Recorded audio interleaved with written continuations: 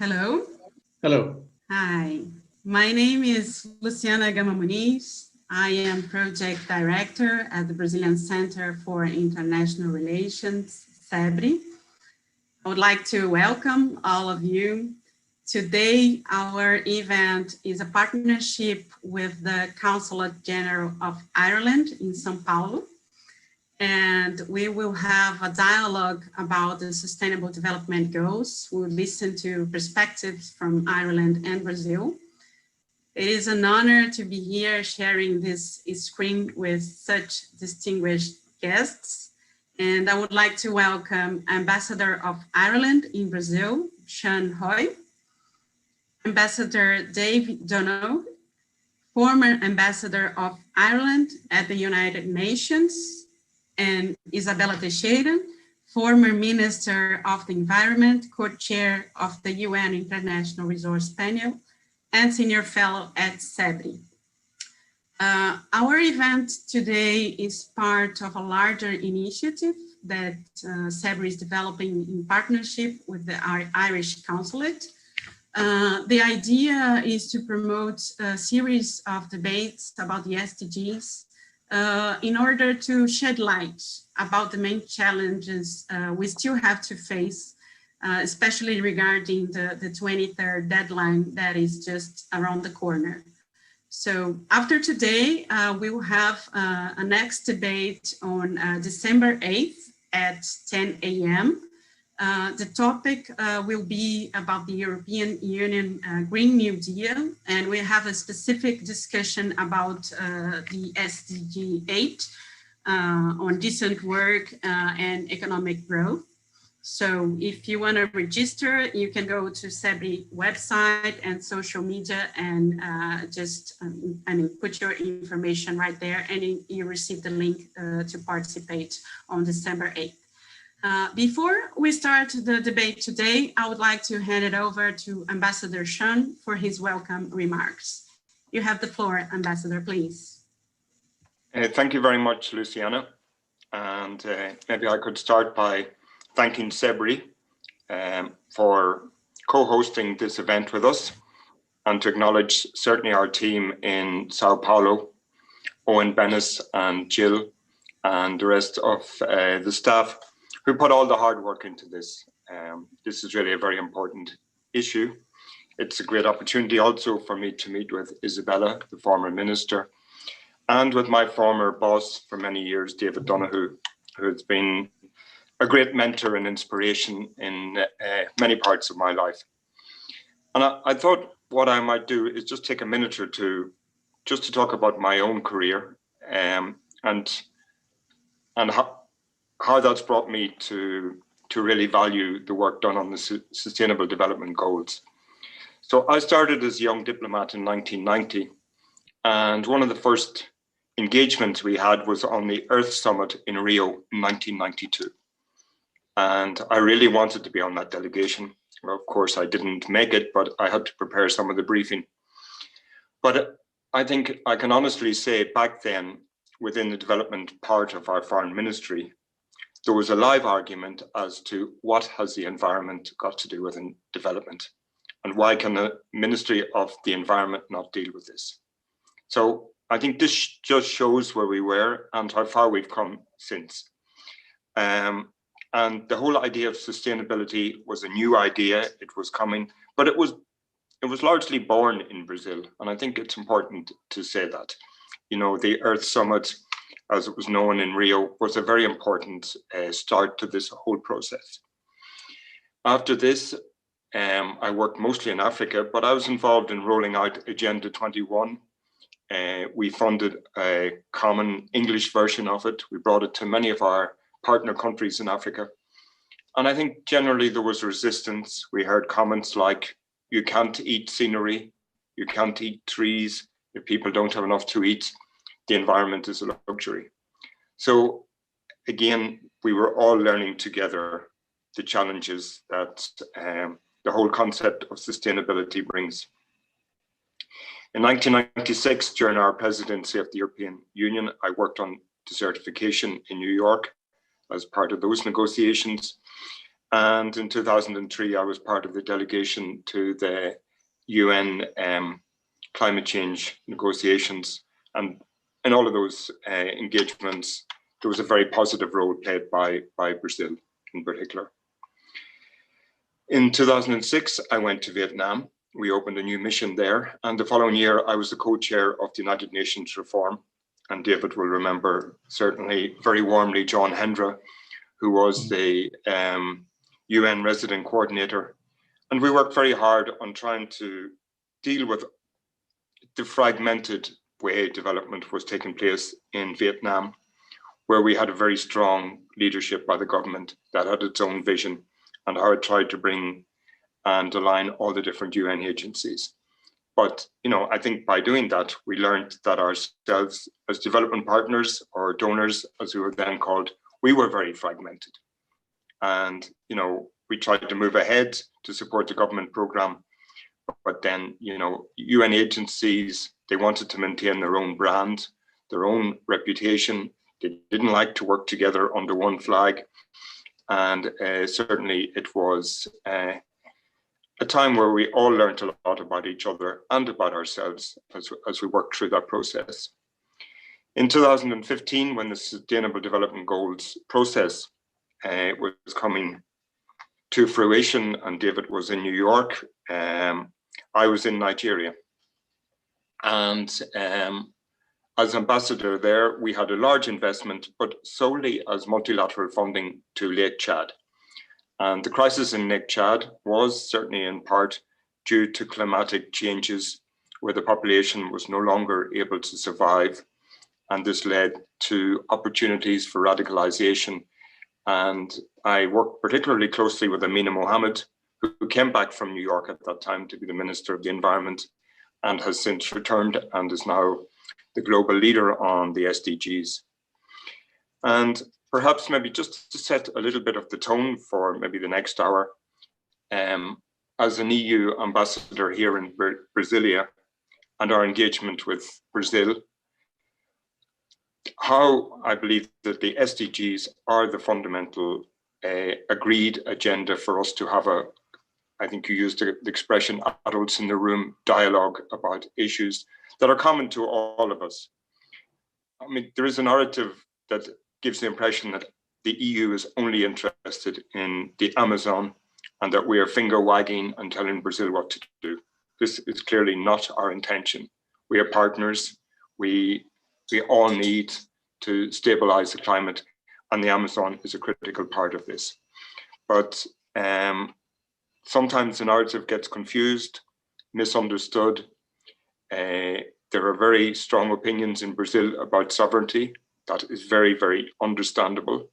And we never make any attempt to touch on that ground, but we are sometimes misquoted or misunderstood. And I think as we go forward, we have to think of the SDGs. We hope in the next few months to launch our own Latin American strategy. And the core point there on the top of our agenda is to implement the SDGs with our partners in this region. So those are a couple of little points I'd like to bring up. We talk about green recovery as we come out of this COVID crisis, how in Europe we are committed to a better way of doing things with less environmental damage. It's a new opportunity. And we've had good constructive dialogue with partners in government. I believe there are many champions on these issues.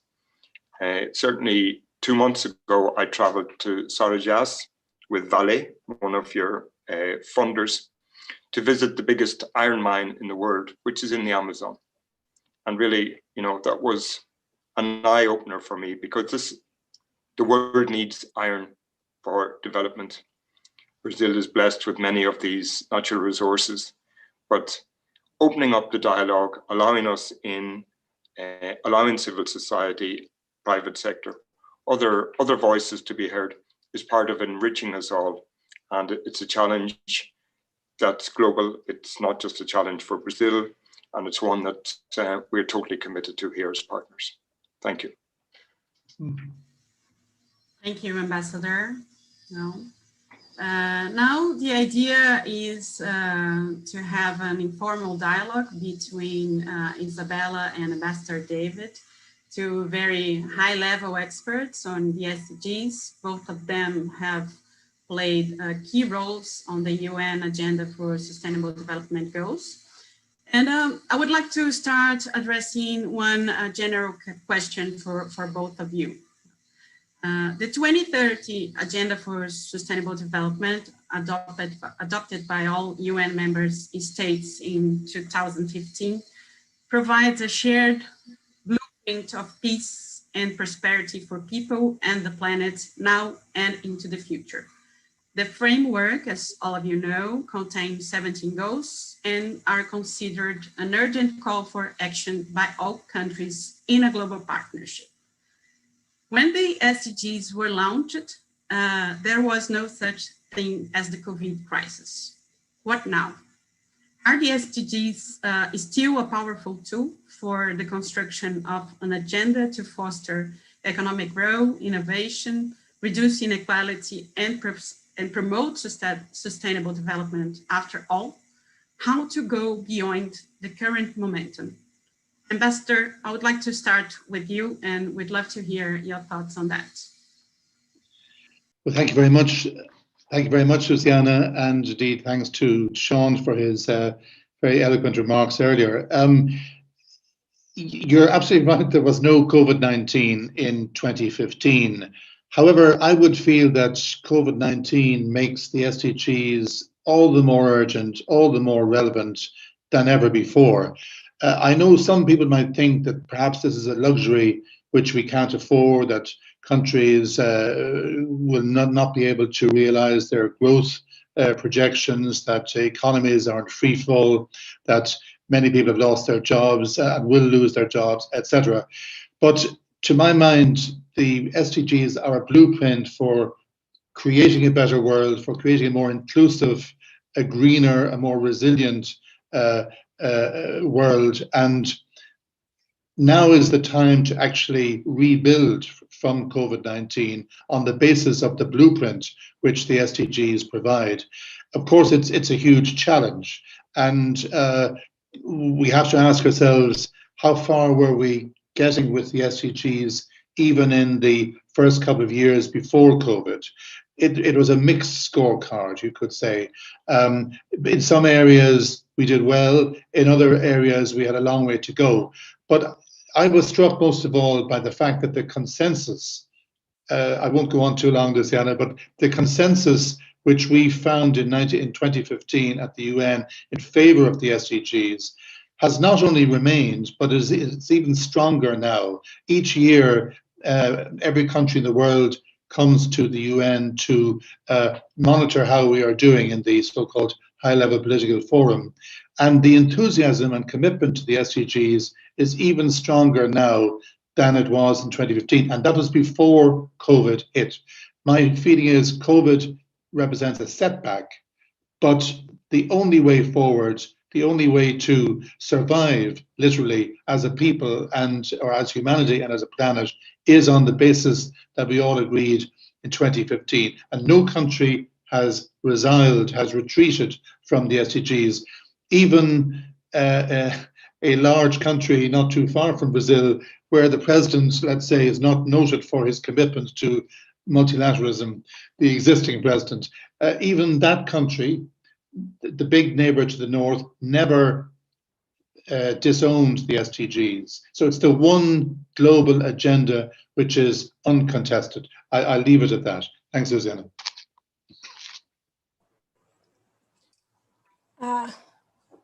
It's okay for me. Okay, Luciana, may I have the floor?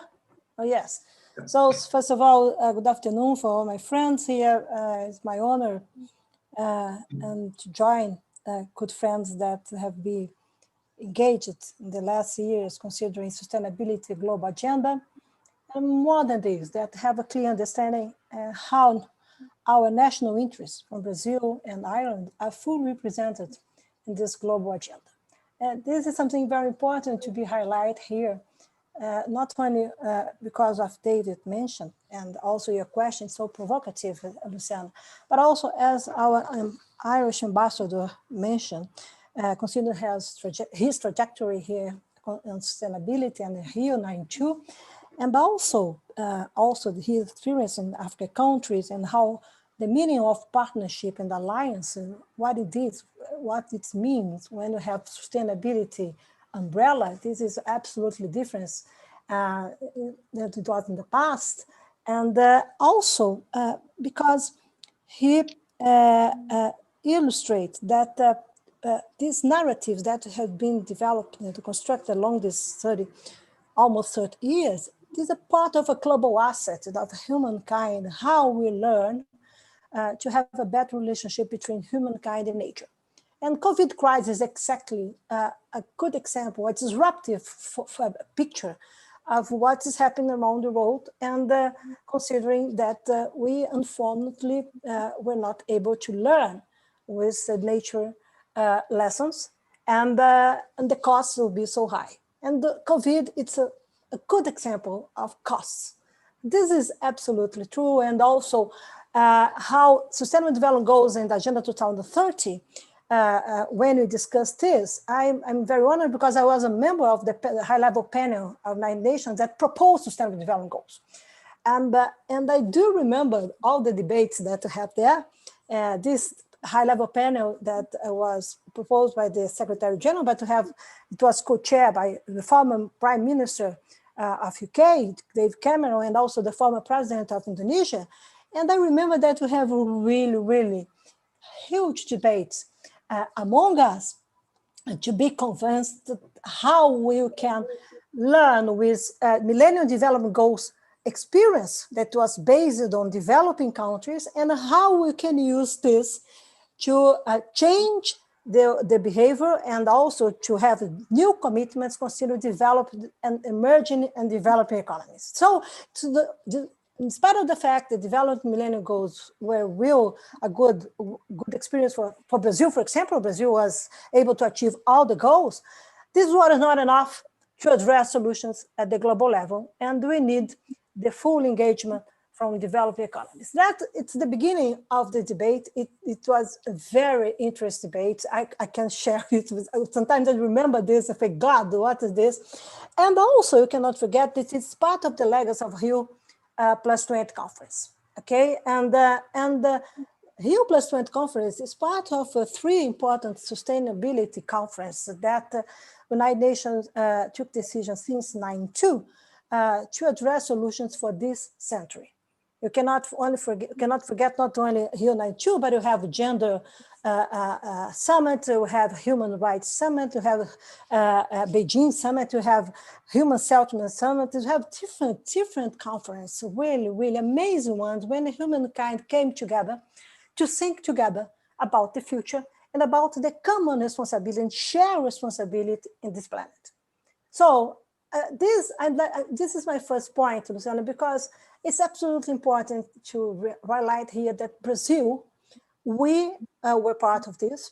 We address solutions and our interests based, we address solutions and the global agreements based on our national interests.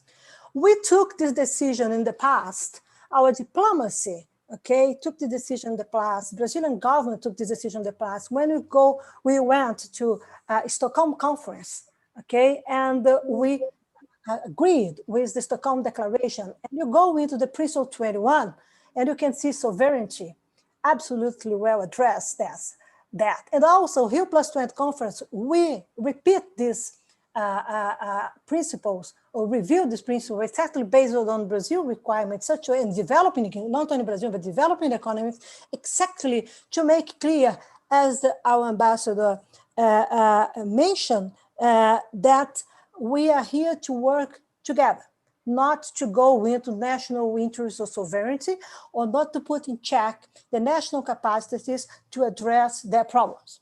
It's absolutely different. That's why it's under the multilateral system umbrella. And my feelings is that we need to understand what COVID crisis indeed bring to us. It's not only a disruptive momentum, as I mentioned before, but probably 2 things or 3 issues must be highlighted in short-term perspective, and why sustainability so critical. So SDGs is, I think that after COVID, it will be more important than before. Okay, and so COVID highlight us two or three things here. First of all, that in spite of the trends, the behaviors, et cetera, one powerful outcome from COVID is that we have debt, fiscal debts in all the countries around the world. It's absolutely true. The government must take decision and have to promote investments. And who will pay this debt? The next generations. So this is absolutely important to be seen here, because we need to take decisions today to recovery. That's why green recovery is so important. That's why sustainability is so important, in such a way that we can allow that the future generations can have a fair life and can also promote economic growth and also social development. So our decision is not only in short-term perspective. This means that we need to understand how we will impact in the future. And this is sustainability in the essence, but more than this. This means how sustainability will connect things, connect the agendas. That's why it's so powerful today that we can have SDGs as a guide, okay, that show to us and allow us to take decisions based on our national interests, based decisions on our local needs, and you can address global co-benefits. So my first point is this. My second point is that considering international cooperation, this momentum in the world means that we need ambition. Climate change is addressing this, but also social inequalities, what COVID exposed to us, that we need to face social inequalities. It's unbelievable, but it's absolutely true in all countries around the world. But we need ambition, we need to action. And action is not only because it's important, because we need to deliver. And this I'm seeing how we will convince people around the world to live not based on threats, but based on hope, because we can make sure that international cooperation, international political rooms, indeed will take decision to move forward, and not only to try to promote or to protect unilateralism or protectionism national measures. This is very important to understand, because there is no plan B, and it's absolutely true. And the third building block is exactly international cooperation. And we need to strengthen multilateral systems that unfortunately in the last years, they put in check, we have weakness, et cetera. But in my personal opinion, I think that the future will be shaped by soft power, and not necessary for hard power. And to be shaped for soft power means that sustainability is important, the key tool to go into this. And you cannot forget also that probably if soft power will shape this future, and also the international cooperation, how the society will be together, probably we have new borders in this world. And I like to see that the inferior border is formed by Sustainable Development Goals envelope. Okay, and also the global commons that will come exactly as the ambassador, my friend David mentioned, considering atmosphere, climate change, and also the ambassador mentioned why Amazonia protection is so important. It's not necessarily because of national territory, it's because of the impact on the atmosphere. And the atmosphere is the global common, and it means climate stability. So if you don't want to discuss, if Brazil doesn't want to discuss how to stop deforestation, Brazil should discuss what's happened to international cooperation in the world if we take decision as society to stop degradation in Amazonia and to preserve Amazonia. This is the other side of the coin. And this is very important because it has really important impact, not in our lives, not only in our lives, in our geopolitical interests, but also at the global level. And this means how would you like to address sustainability? So my last point is that we have this inferior border, and probably the superior one will roast a new instance that is the digital era, the impacts of technologies and the governance structure that will come. And also again, we need to use this to manage sustainable development goals. If you want to have a fair and inclusive sustainable development around the world, okay, that you can have the diversity of solutions based on the national interests and local needs, but more than this, with ambition to be part of this planet. If not, probably you have some guys that will try to go to Mars or to Moon, I don't know, but I prefer to stay here and live absolutely in a sustainable base. So I'm convinced that you have an important agenda, we have an important tools, but as the inferior border, we need to be more ambitious, consider what is coming and how can bring the future to the present, not to go back to the past. And we need to tell stories, new stories based on the future. The past is good to bring us to now, but we need to change our history. We need to be more ambitious, and sustainable development goals is absolutely key to bring us together. Thank you, Izabella. Ambassador David, I would like to hear your thoughts on Isabella's comments, but I would like to add a specific question. You spoke about the process of building consensus. From your experience, what was necessary to Irish society to understand the powerful role of the SDGs? We know Ireland and Brazil are two very different countries, but is there anything Brazil could learn from Ireland's experience? First of all, let me thank Izabella, Luciana, for the many important points that she made there, and I'll try and come back on some of them.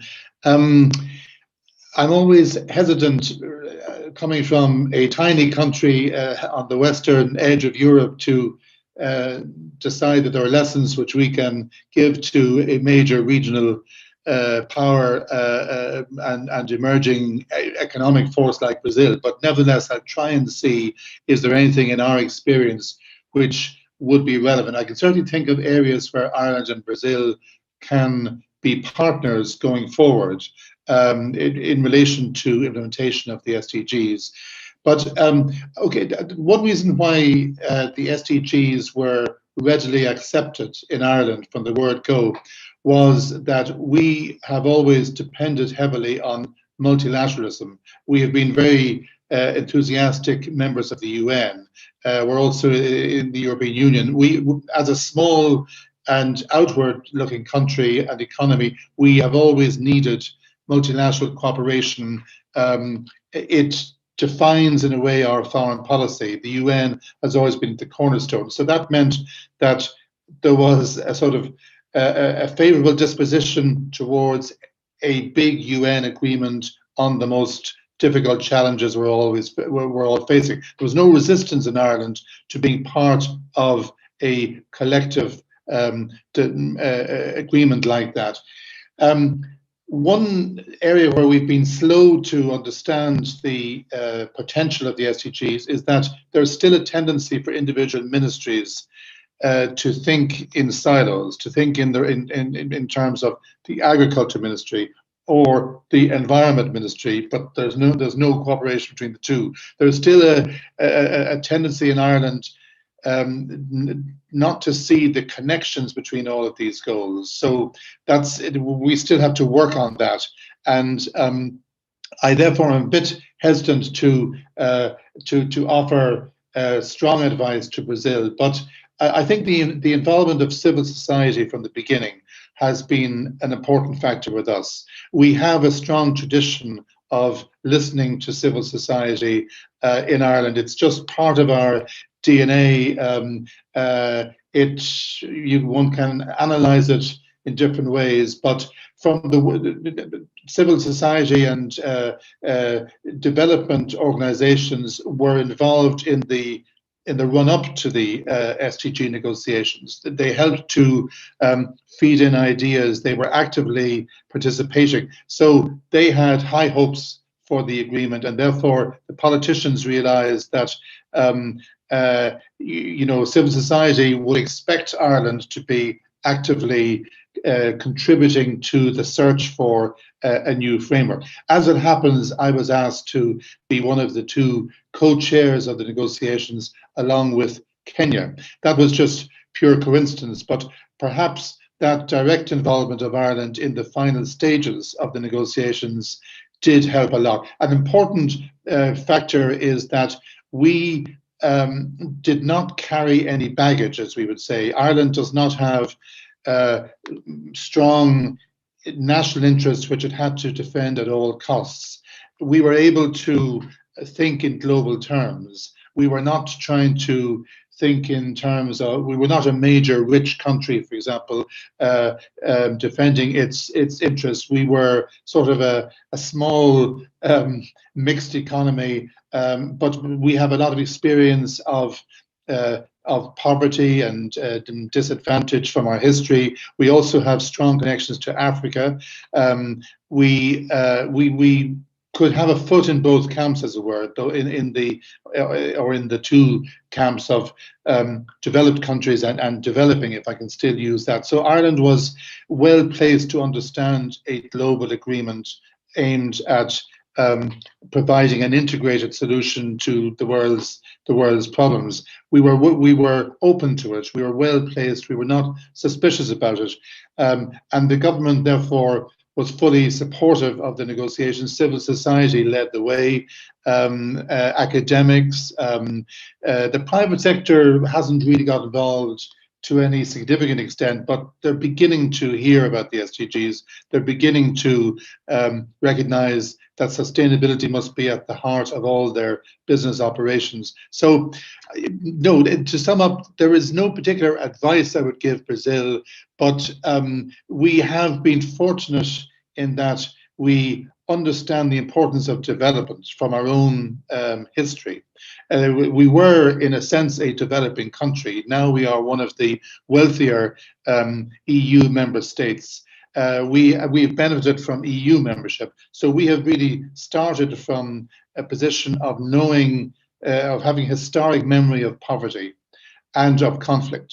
But we have been able to rise above those. And so in a way, the SDGs speak to our history. And that's why there was such a ready audience for them in Ireland.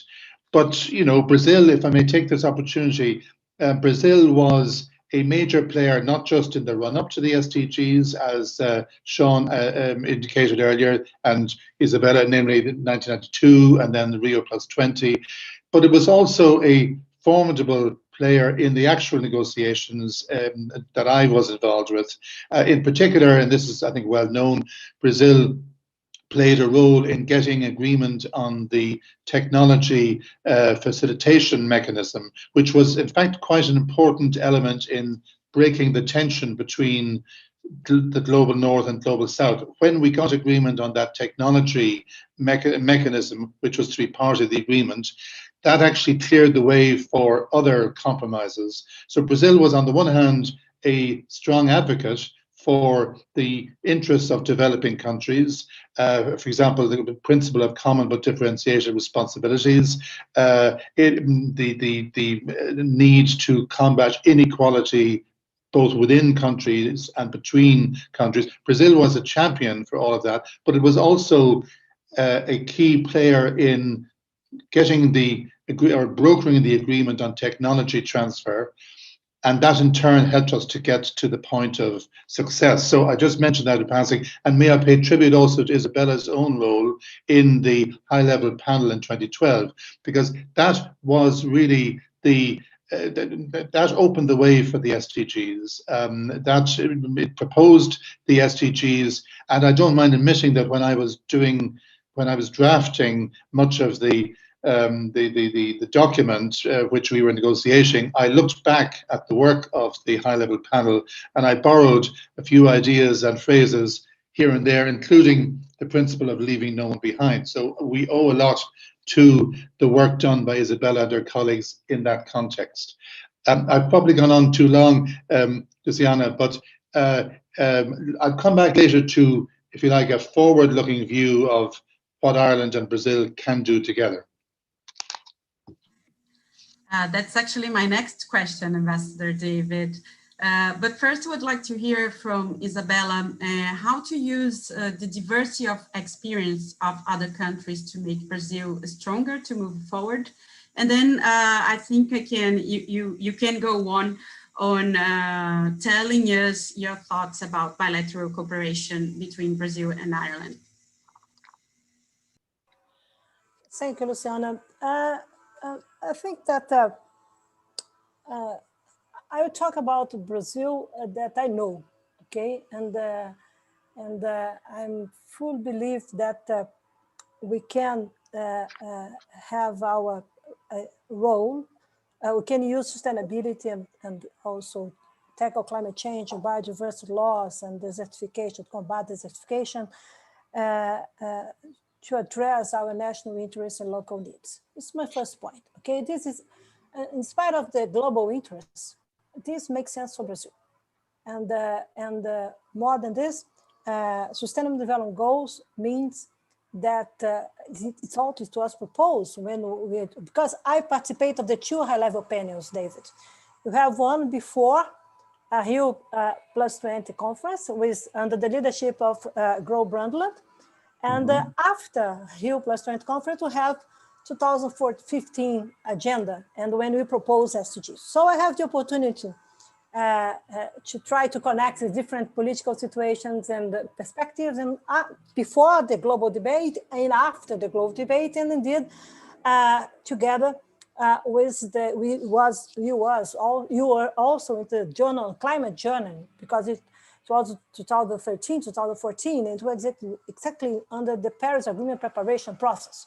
So I was completely contaminated, if I can use this expression, and how sustainability makes sense for us. Okay. So Luciana, when I'm saying that for Brazil, does it make sense for us to propose development based on waste, on damage, etc., etc.? We have alternatives. Okay. All of the alternatives make sense for Brazil, for job generation. You need to understand better the regional challenges or subnational challenges. It's not only Amazonia. If you go to the northeast, if you go to the south of the country, it's absolutely important that you can bring this agenda, mainly because Brazil is an urban country, okay, and also because Brazil has important natural resource assets, and you have a high level of waste of natural resource and efficient use of natural resource use. We need a transformative industrial revolution in Brazil. And again, we don't need to promote industrial development based on the past. We have these green economies coming, the impact of technology, economy of innovation, the impact of how a society so well connected, digital connected as Brazil, how we can improve this, how indeed we can make this something as an asset for us, not only to lost time based on fake news. This doesn't make sense. We need to use this for new job generations, to address solutions, and also to understand that we can have alternatives. We have alternatives to promote development. Our energy mix, even for agriculture in Brazil, that we have this powerful tropical agriculture in our country. But come on, if we are so important at the global level for food security, for food safety, and also important for Brazil to take decisions in the past to manage food safety, for example, and food sustainability, how will we still have hunger in our country? It doesn't make sense, okay? It's not the problem of food, it's waste of food that's part of this debate. And so my feeling is that when you bring sustainability into these rooms or different perspectives, it means how you can bring people together with co-responsibilities. And it's not only to go to a conference of parts or to go to New York for a high-level forum. No, we need to deliver. And this is what the society wants, okay? And also it's something that's a big challenge, in my opinion, for multilateral systems, because multilateral systems used to be organized or established or built based on the state's ambition, okay? And we have, since Rio 92, you have an open gate for civil society engagement, and after Paris Agreement, we promoted non-state partners. Okay, and this means that society is coming into these rooms, not only to be part of the meetings, but to ask for deliveries. And what is supposed to be what is very fascinating is that usually society's ambition used to be bigger than the state ambitions. And this, I don't know, when you bring the non-state players, Okay, and you have this experience in Sustainable Development Goals, because when go into the local needs, you go to discuss and need to address solutions based, for example, in social inequalities or water stress, the tools, the requirements, not only financial funds, we need some new political rules to clustering people together in such a way that you can combine, interconnect agendas. It doesn't make sense for me to address only solution for agriculture, forgetting that we need energy, biomass or bioenergy together, or forgetting that we need, for example, you have this demand now for urban food, and the cities are being prepared to produce food. These are the new lifestyles. This is the new requirements. This is the new way to find a good life. And we need to understand how this will be plugged into this global agenda. And that's why I think that Brazil and Ireland, and it's supposed to be so different because we're different, we have a different culture, we have a different size, but exactly based on this, exactly because we are so different. The first perspective, we are not so different if we go into there and to check our realities and how we can mobilize people, except because we are different. Not because we have the common roots, but we have the common roots because we are part of this planet. So my feeling is that we can go into cities, we can use technological tools to manage it better, we can understand better trade, consumer, sustainable consumption, production, traceability, supply chains. We have different ways to try to understand, for example, if Ireland wants to buy some product from Brazil, what are the requirements for Irish consumers that Brazil can share? It's not only based on deforestation, because you can monitor deforestation. We have moratorium, soil moratorium in the past that we certified 99% of the soil production in Brazil. It's not related, was not related to deforestation. And what has happened today? Okay, Brazil is there. This Brazil, it's alive. Okay, we need to understand what the new requirement for the consumers. We need to understand what be the new choices for the markets, and we need to build this together. If not to say only to simplify that the Europeans are against Brazil. Come on, national interests, regional interests. Every diplomacy is based on this. A good diplomat used to manage. You have two ambassadors here. A good diplomat used to manage two issues: national interest and peace. Okay, and the third issue now, sustainability, because this indeed will unlock the multilateralism, this will unlock the new ways to be together in this planet. So my feeling is that we can learn with gender experience in Ireland, for example, we can learn with cities, we can learn also technological tools, how they're improving their capacities or not, what are the big challenges for a country that is not a China country, is not a United States country, it's the same.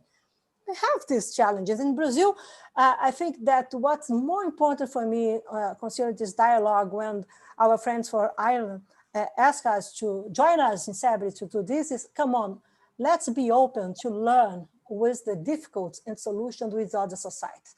We are not the only ones that have problems.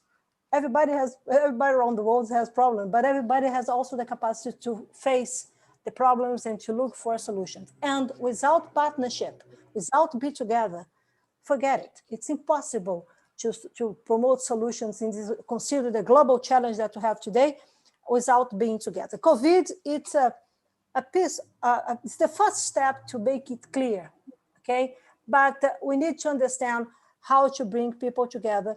And my feeling is that bilateral cooperation will play an innovative role to make things clear bilaterally, and also to influence the multilateralism, to influence the regional and global interests. This is very important, how we can have bilateral interests with global co-benefits. This is very important to be managed better for us in Brazil and our partner that, as David mentioned, it used to be so close, okay? And it doesn't make sense for us to have the disruptive political behavior that unfortunately some people from Brazil used to play today. This doesn't make sense as Brazilians, okay? It doesn't make sense as our role at international level, and also doesn't make sense for our journey to build step-by-step national interests. Sustainability is part of what Brazil wants to do, consider today and the future. If you want to solve our problems, economic ones, if not new job generation, if you want to have social inclusiveness, if you want to highlight or to improve our democracy, we need to be part of the world. We need to be part of, we have alliance, we need alliance, and need to be open to dialogue and to affirm and reaffirm our vision and learn with other experience. If not, we'll be isolated, probably we'll be back to the last century and stay there waiting for a miracle. As I'm a close friend of God, but I do believe that God joined me and join us to promote. Go on, guys. Ask David, go on, come on, be together and try to work hard to solve the problems. I do believe that God will bless us, but it's full dependence of our responsibility. Don't bring God for this. Bring God to celebrate, but not to in charge this man. It's not fair. Okay, so my feeling is that let's work hard to consider sustainability and climate change and biodiversity laws and desertification. Don't forget that next year we have 4 important meetings. We have the COPs of biodiversity, climate and desertification, and also food summit. Come on, come on. This is happening. What do you want? Stay here and say, no, the world is against us, or go there and promote solution and promote our national interests. This is what the society is asking to do. It's asking for to do. It's not only, come on, you only go there to promote our national interests and play together. This means that you can be together. And of course, I can drink a good whiskey from Ireland. Absolutely sustainability. And I share caipirinha also. Don't you worry, okay? Thank you. As long as it's an Irish whiskey, yeah. Thank you, Izabella. It's light to us. We have a lot of questions from the audience, but first I would like to ask Ambassador if you would like to react to Isabella's answer right now. Sure, Luciana. Please feel free to do it. Yeah, I wanted to agree very much with what Izabella said about bilateral cooperation. And it's important to remember that when we adopted the SDGs, the whole theme was mutual support, mutual learning.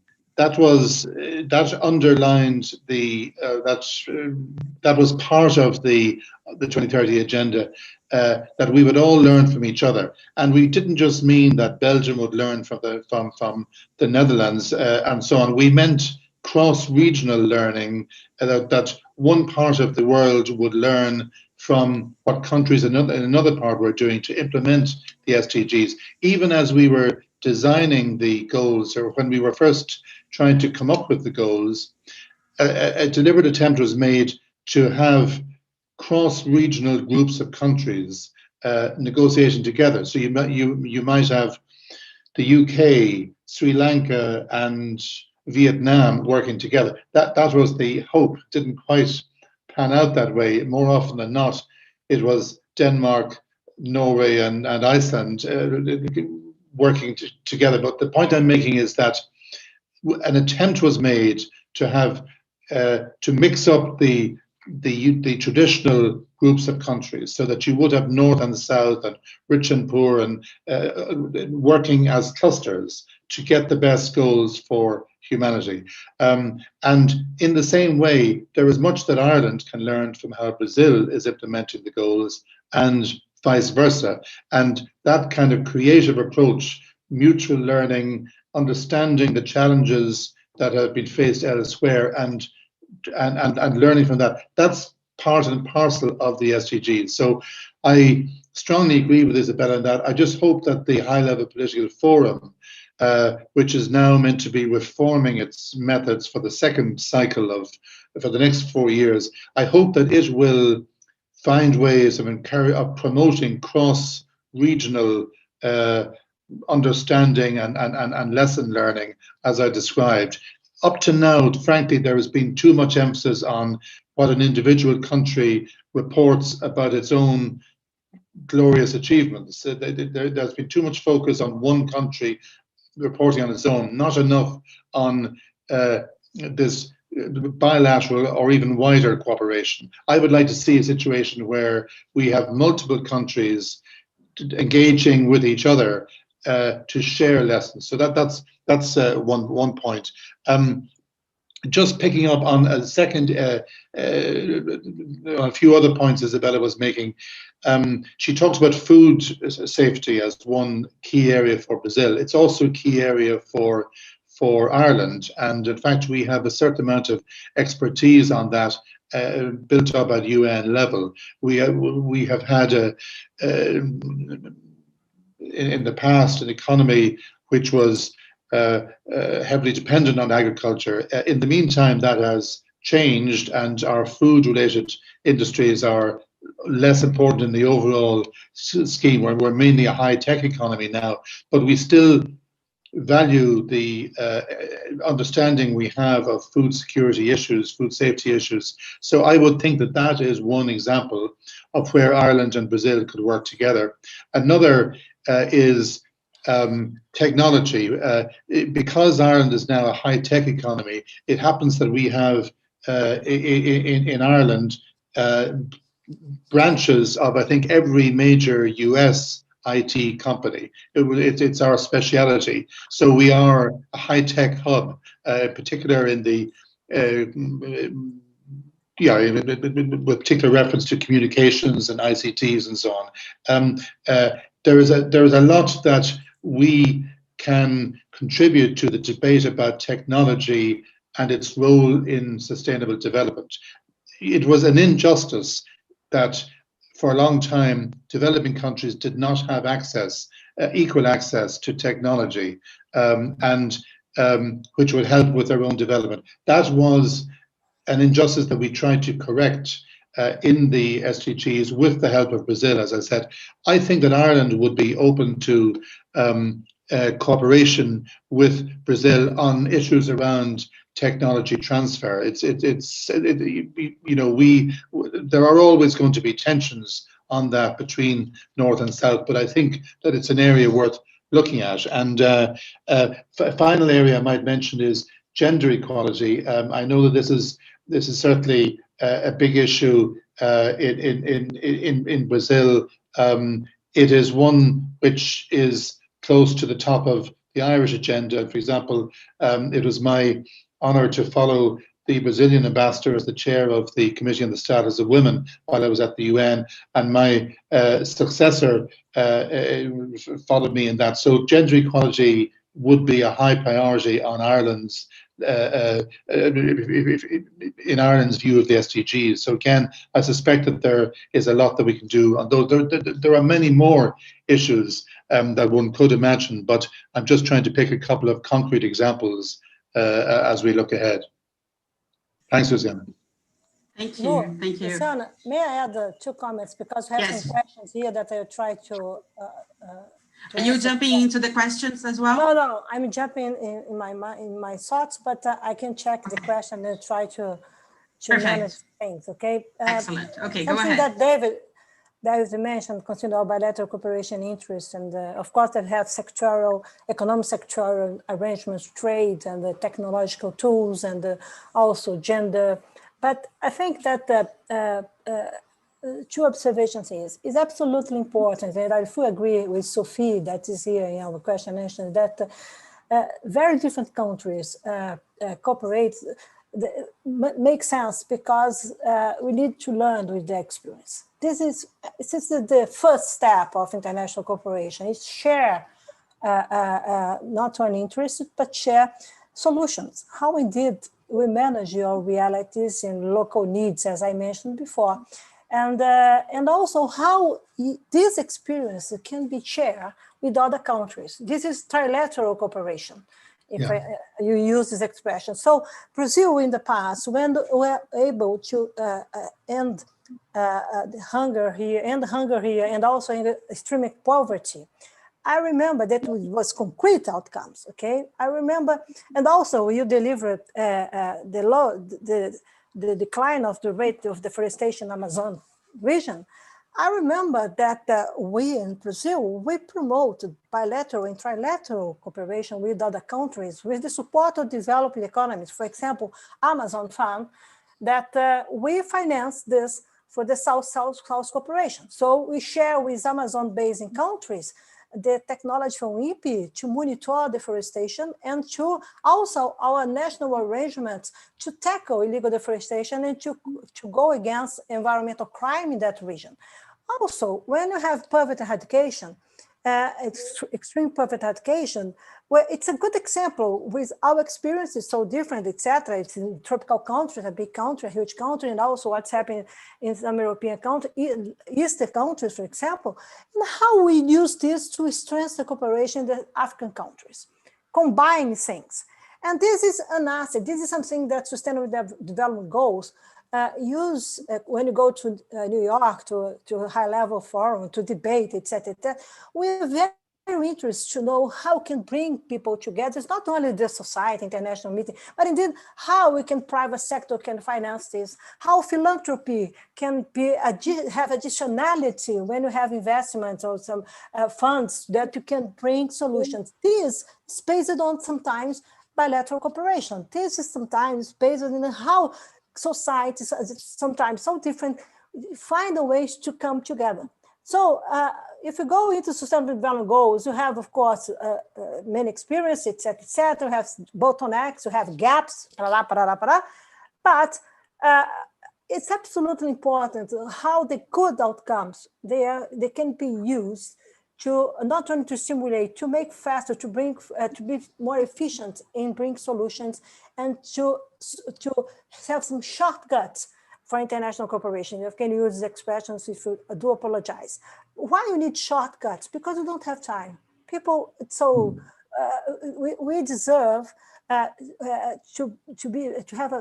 we need to have a better performance, a political performance. This means that the same time that you go to New York, you have to go to a municipality in Brazil, for example, and to try to understand how you connect things. I used to do this when I was in the government. It sometimes, I confess that it was really, really difficult. But we remember, based on the experience, you remember when you're going into the political rooms to take decisions.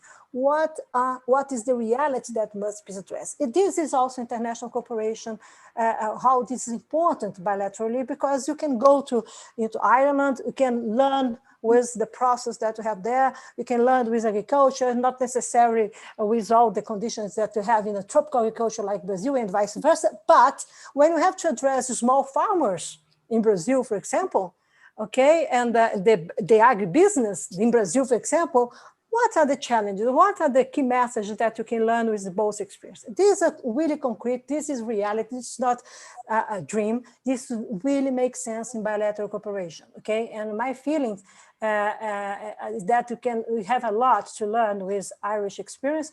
I'm very curious to learn more about gender equity.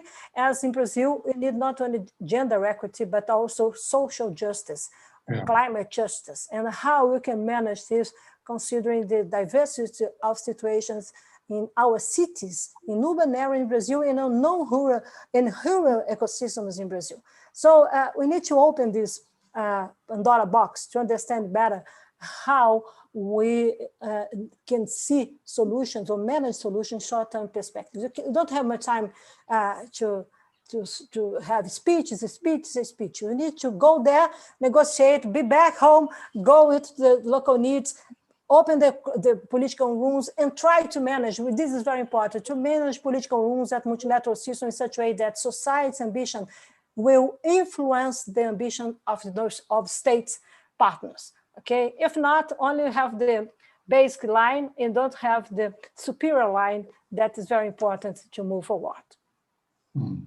Absolutely. Would you like to comment, David? Yeah, can I come in on one point there? Yes, please. Izabella mentioned cities, and indeed I see a comment and a question from Owen Bennis, our Consul General in São Paulo, which goes in the same direction. Increasingly, it's recognized that cities are going to be a major actor in in securing implementation of the SDGs. We didn't bring this out perhaps clearly enough in the 2030 agenda. It was recognized that the goals will be implemented at the global level, at the regional level, at the national level. But there was a heavy emphasis on the fact that it's only going to be achieved, that they're only going to be achieved really in each country. There's a limit to what we can do globally. The bulk of the implementation will have to happen at the national level. It's the point that Amina Mohammed makes quite often. But within each country, actually, cities are having a growing involvement. This is often because of the initiative of individual administrations who recognize that they are already de facto covering many of the SDGs.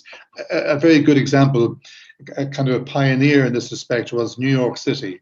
Even as the SDGs were being finalized, New York City rearranged its own administration in line with the SDGs. They're proud of the fact that the whole city of New York is operated on the basis of respecting the SDGs. There are many, many other examples of cities, including some in Brazil, I've no doubt, who are actively implementing the SDGs. So even if the government of a particular country is not necessarily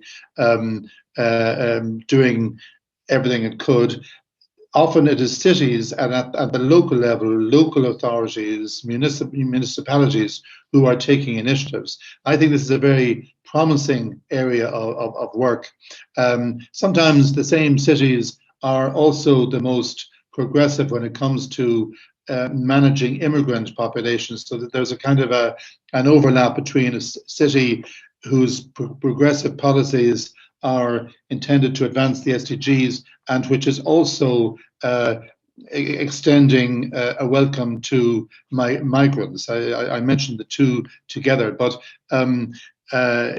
so really there's a great role for city planners and city administrators to look at the SDGs and to see how they can make their own work more efficient. For example, using green spaces, environmental, creating environmentally friendly buildings, education systems, water, and can I throw in another area which is of interest? Many universities around the world are reorganizing themselves on the basis of the SDGs because they are like miniature communities. If you have a university of 30,000 or 50,000, it's like a small town. And many of them are creating new business plans around the SDGs. They're doing that of their own initiative because they have decided that the SDGs are the indispensable blueprint. So I just wanted to mention that.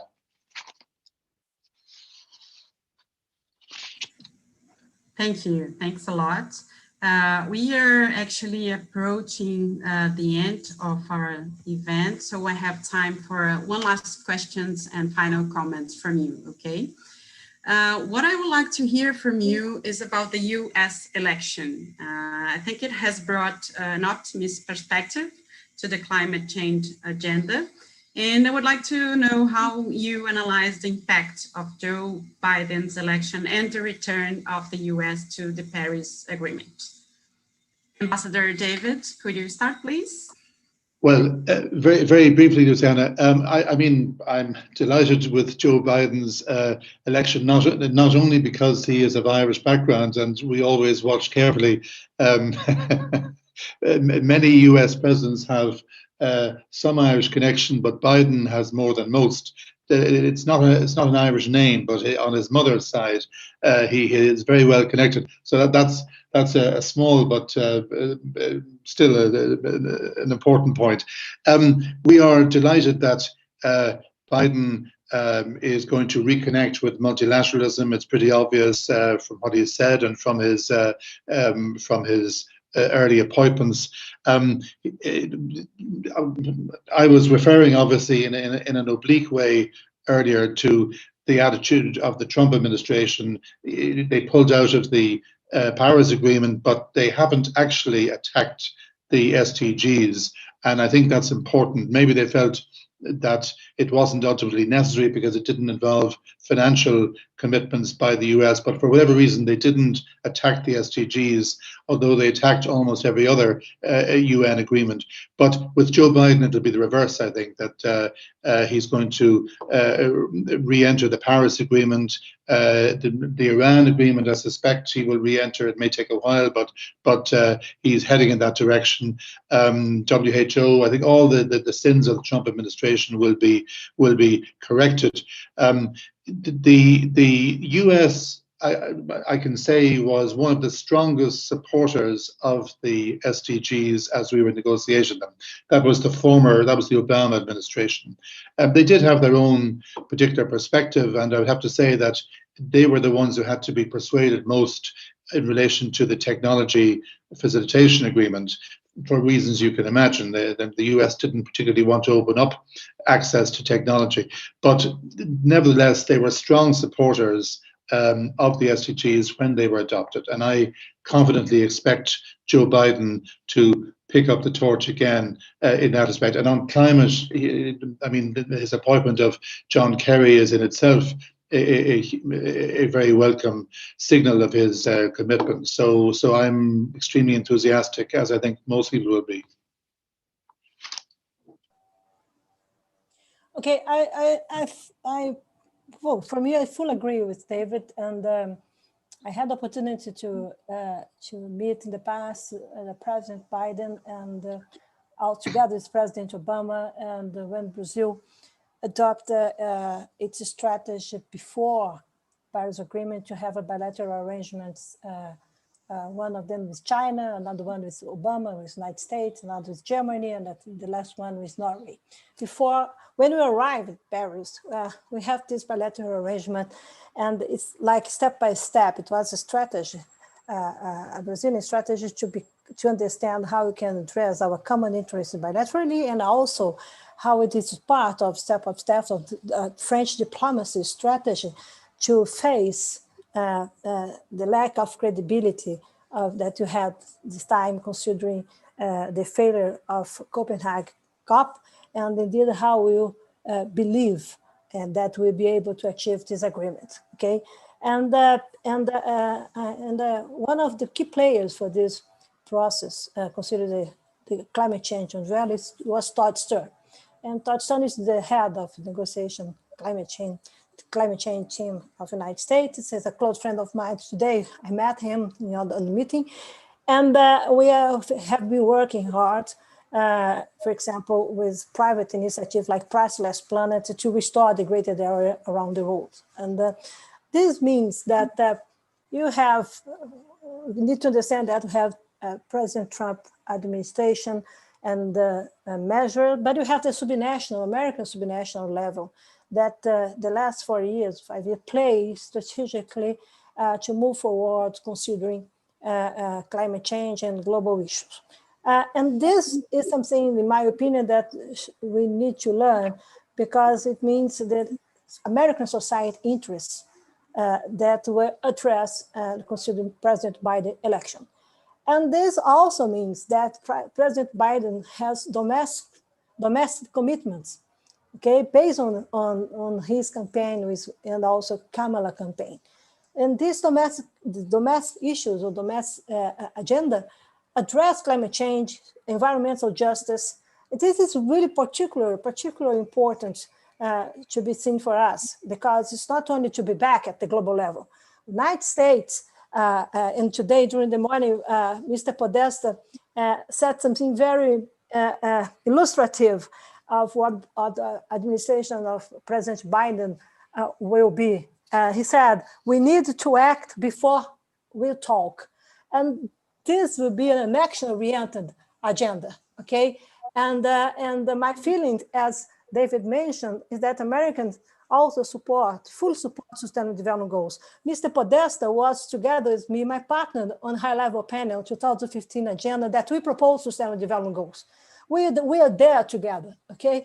So this is it's a momentum of new hope, considering not only the international impact and how the Americans will come in G20, G7, other regional blocs, other players, and to strengthen multilateral systems, but also how Americans will address national solutions, how indeed these agendas will influence solutions for American societies, will bring new jobs for American societies, would put pressure to solve social inequalities, to go into to manage better economic recovery or green recovery, to understand that the future is today.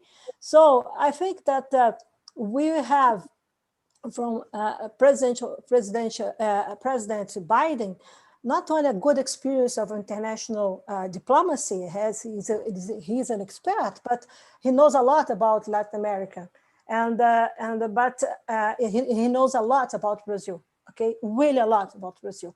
But he's a man with what I remember with a pragmatic approach. He's not going against national interests. He's will look forward to build step-by-step alliance and to bring people together. He's a man that wants to bring things together and also that value democracy. And this is very important to be highlighted. We cannot unlock multilateralism. We cannot move forward considering sustainability. We cannot face the global challenges or tackle climate change without democracy. And this is really something that we need to learn. We need a new global movement, or a global movement based on new citizenship.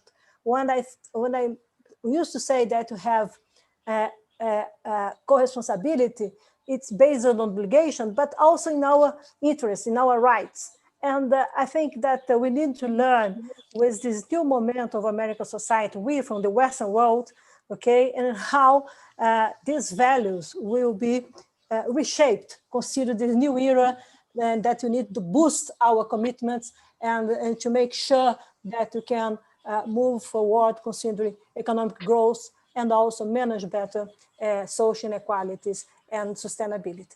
My feeling is that he is a man that we'll have to work hard because it's not easy. We know when we're part of government is not easy, but essentially he is a man that knows how to hear and how to listen to people and to understand national realities. And we need to pay attention to national or domestic measures that will be adopted by President Biden government. This would be very key, in my opinion, to influence international interests, even for climate change. If you need to review American indices, if you need to go to long-term net zero commitments, etc., etc., etc., we need to understand how this will impact today the American domestic public policies. And this is something very, in my opinion, absolutely important for us, especially here in Brazil. It's not a dispute with Brazil or against Brazil because of Amazon. I do believe that we can have an open room to dialogue and to understand how to preserve our national interests, but how we can bring solution and not to promote degradation. It's not only environmental degradation, it's social degradation, economic degradation. We are losing Amazonia today for the environmental crime. This doesn't make sense. This is not development, okay? And I think that Brazil must arrange your agenda and your problems, and Brazil will be able to dialogue at the international level. Mr. Biden knows a lot about this. And as I mentioned, I have the honor to meet him in the past, and more than this, to be confident that our sovereignty, our national interests are completely preserved. Okay, so this is a no-issue, in my opinion. What is the critical issue is how we manage our domestic demands, our national interests, and be part of this planet of the global solutions. And this is what international cooperation means.